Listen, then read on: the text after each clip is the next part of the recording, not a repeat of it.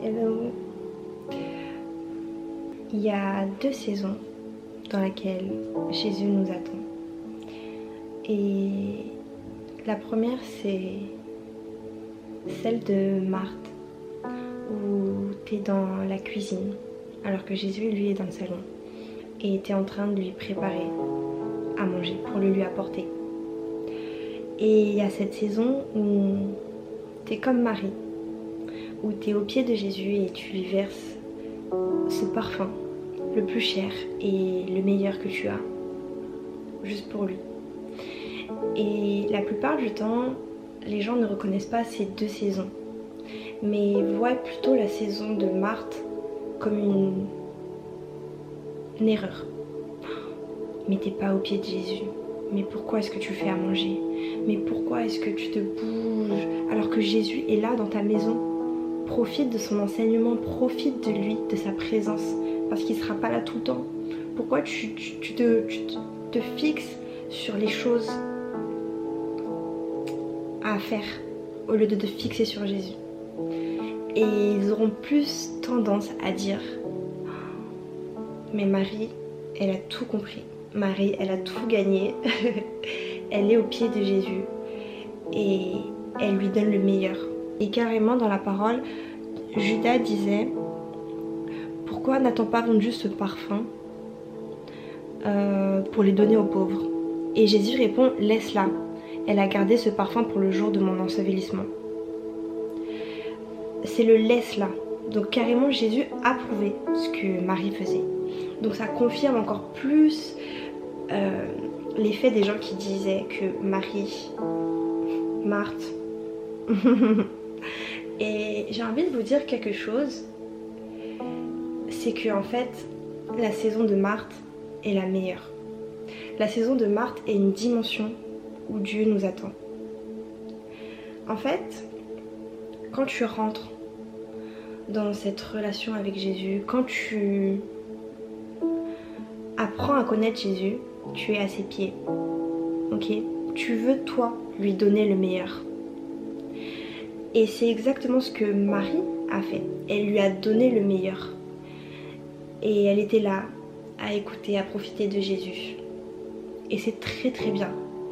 Mais quand Lazare est mort, Marie, elle ne s'est pas posée sur ce que les enseignements de Jésus. Elle n'est pas restée sur la parole de Jésus.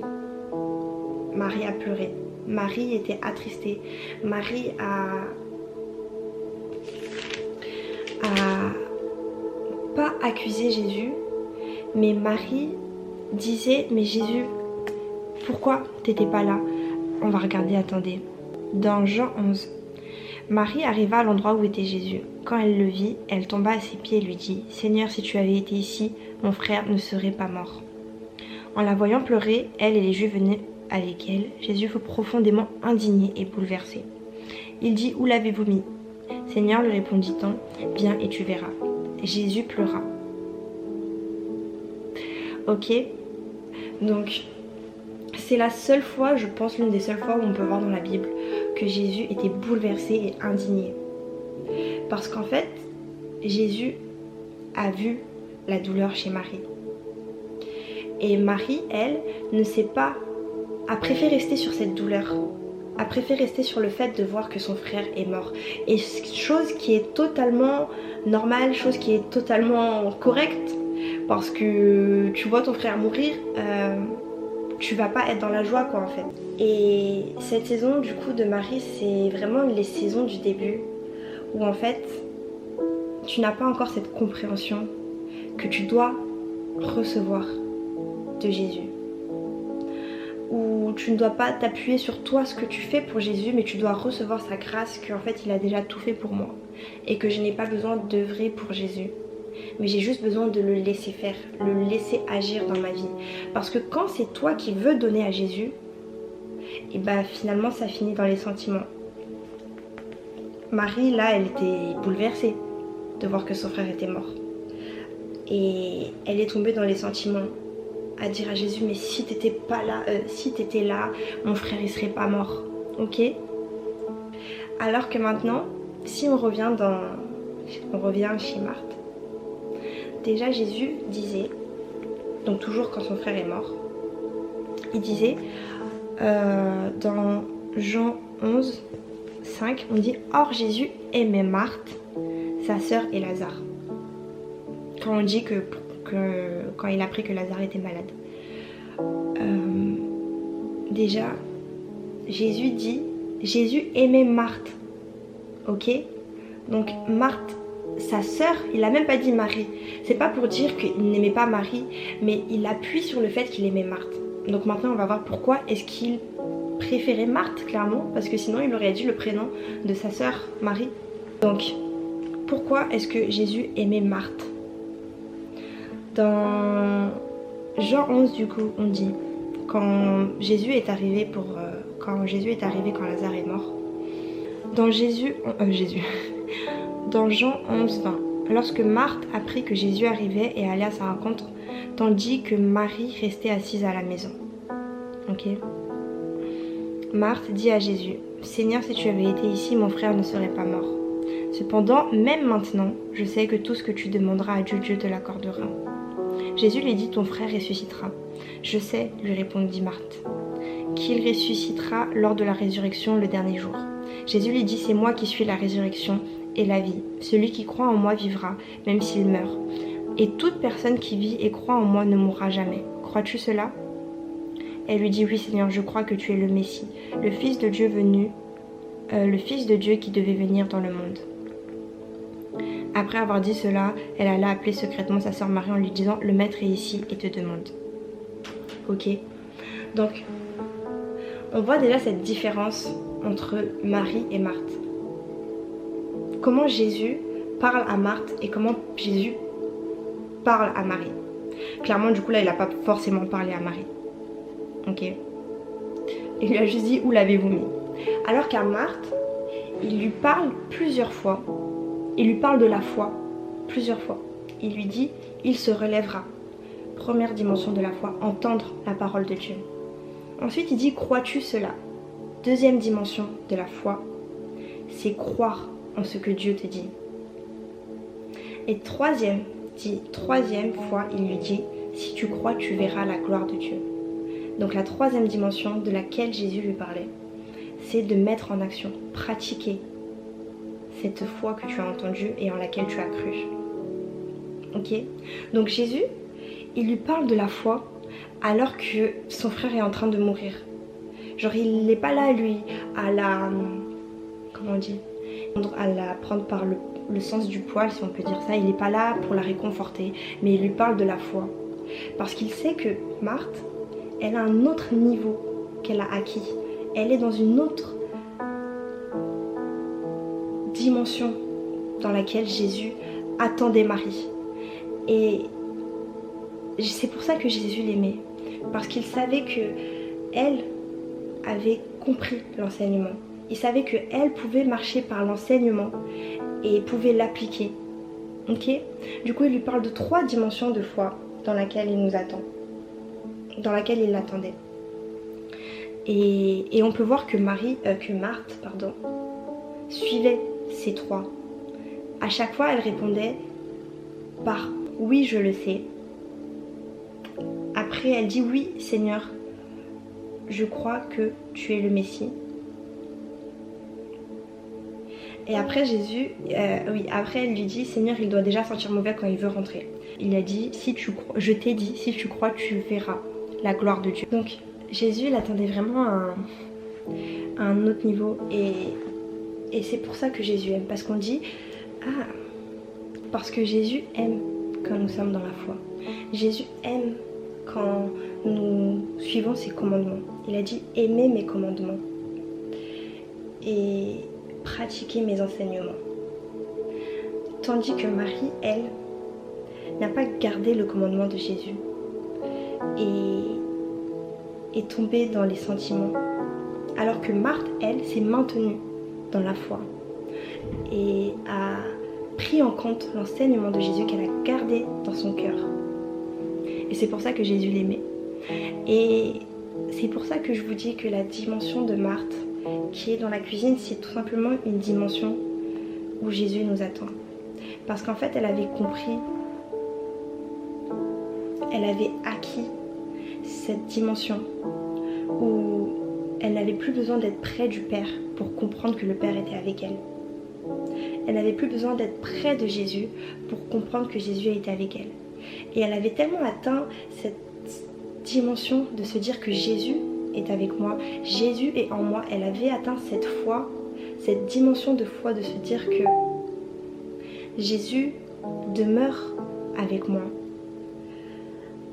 Que en fait, elle s'est dit que j'ai même plus forcément besoin d'être là à ses pieds et d'essayer de lui donner le meilleur ou d'essayer d'être là juste pour être là et qu'au final, après, je tombe quand il se passe quelque chose. Qu'elle a compris que finalement, elle a atteint ce niveau de se dire que celui qui est plus grand, c'est pas celui qui reste avec Jésus. Celui qui est plus grand, c'est pas celui qui se met au pied de Jésus. Mais celui qui est le plus grand, c'est celui qui sert.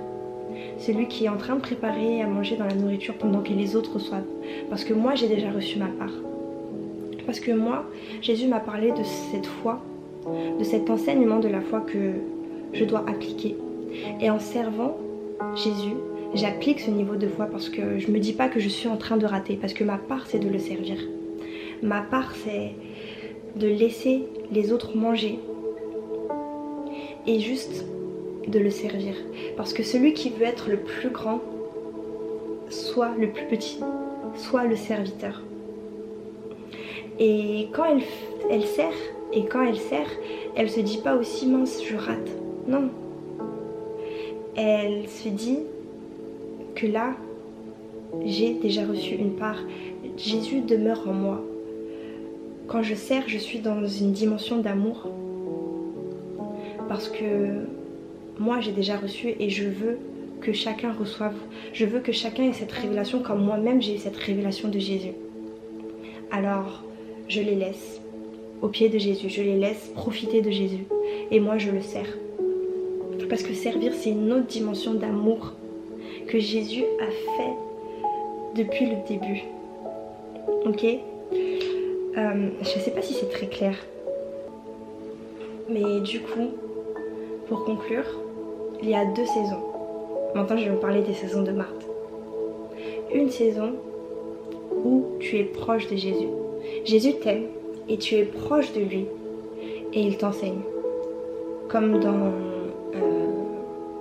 Jean 11, où Jésus enseigne sur la foi à Marthe. Et il y a une autre saison, dans Jean 12, où Marthe est prête. Marthe a gardé l'enseignement de Jésus. Une autre saison où tu as cette conscience que Dieu est plus près de toi qu'il est près de Jésus, qu'il est près de Marie, au pied de Jésus. Et c'est comme ça que cette dimension va tout changer parce que tout va changer dans ton quotidien. Tu instaures cette paix, ce repos dans ta vie parce que tu te dis pas que tu dois œuvrer pour Jésus, mais que tu dois juste rester là à servir Jésus parce que tu as compris que servir et œuvrer c'était pas pareil. Tu sers Jésus parce que tu es dans l'amour et tu œuvres parce que tu sais, il y a quelque chose, il y a une compréhension qui manque encore de se dire que Jésus a déjà œuvré pour nous. Jésus a déjà tout accompli pour nous. Mais quand tu sers, c'est parce que tu as compris que cet amour n'est pas là juste pour recevoir, mais il est là aussi pour donner. Et ces 2 dimensions de Marthe sont les plus grandes, vraiment. Donc, il y a une saison où on commence comme Marie. Et il y a une saison où on doit arriver au niveau de Marthe. De ne plus chercher à recevoir en tout temps, mais de garder déjà ce qu'on a reçu de Dieu et de les méditer jour et nuit afin de pouvoir ne dépendre que d'elle et afin d'arriver à cette compréhension que Jésus est en moi et que maintenant je le sers parce que j'ai compris qu'il est en moi. et que j'ai plus à donner dans ce monde. Il a dit que tout comme tu m'as envoyé dans le monde, je les ai aussi envoyés dans le monde, dans Jean 17. Donc maintenant Jésus t'envoie. Quand tu as atteint ce niveau de Marthe, cette dimension de Marthe, Dieu t'envoie maintenant comme il lui-même a été envoyé. Il t'envoie à donner. Il t'envoie à servir. Et quand tu sers, c'est parce que tu es dans l'amour, parce que tu as compris que servir, c'est une autre dimension d'amour. Et c'est cette dimension-là dans laquelle Jésus nous attend. J'espère que je me suis bien expliquée, que vous avez bien compris, mais en tout cas pour moi c'était très très très fort. Parce que je me suis toujours dit, je pense que vous avez vu dans mes anciens témoignages, que le mieux c'est de donner à Jésus le meilleur parfum, donner. Oui, c'est clair, c'est très bien. Mais en fait, la plupart du temps, quand on fait ça, c'est parce qu'on veut œuvrer, on veut montrer à Jésus. On veut se dire, ah, là je suis avec Jésus. Là, En fait, c'est pour se prouver à nous-mêmes que Jésus est avec nous. Et ça, c'est pas bien. Parce qu'on n'a pas besoin de prouver, on n'a pas besoin d'être validé par nos actes, par nos œuvres, pour que Jésus soit là. Pas du tout. C'est la parole qui confirme que Jésus est vrai. Ok? Elle dit tout le temps ça, ma mère spirituelle. La parole n'a pas besoin d'être validée, parce que la parole est vivante et la parole est la vérité elle-même. Et voilà. Donc, maintenant que tu as passé cette saison de Marie, je prie que vraiment on puisse chacun d'entre nous rentrer dans cette saison où on puisse être dans la compréhension que Dieu m'a déjà enseigné. Mais est-ce que j'ai mis en pratique ça? Est-ce que j'ai gardé ce que Dieu m'a dit? Est-ce que j'ai mis en pratique ce que Dieu m'a dit? Est-ce que j'ai compris ce que Dieu voulait me dire? Et je vous ai dit, c'est pas que Dieu a des préférences qu'il aime le plus, mais Dieu aime quand on garde ses enseignements. Dieu aime quand on marche dans ses enseignements. Et c'est montré dans la parole. Il dit, Jésus aimait Marthe. Pourquoi il aimait Marthe? Pourquoi précisément Marthe? Pourquoi il n'a pas dit Jésus aimait Marthe et Marie? Non, il a dit Jésus aimait Marthe. Parce que Jésus prend plaisir à notre foi. Parce que le vrai parfum de bonne odeur pour Jésus, c'est notre foi. C'est notre amour. Ok? C'est pas le fait qu'on fait ci, que l'on fait ça, que l'on œuvre, que l'on fait ci, que on veut donner 1000 euros, que l'on veut... C'est pas ça. C'est ça.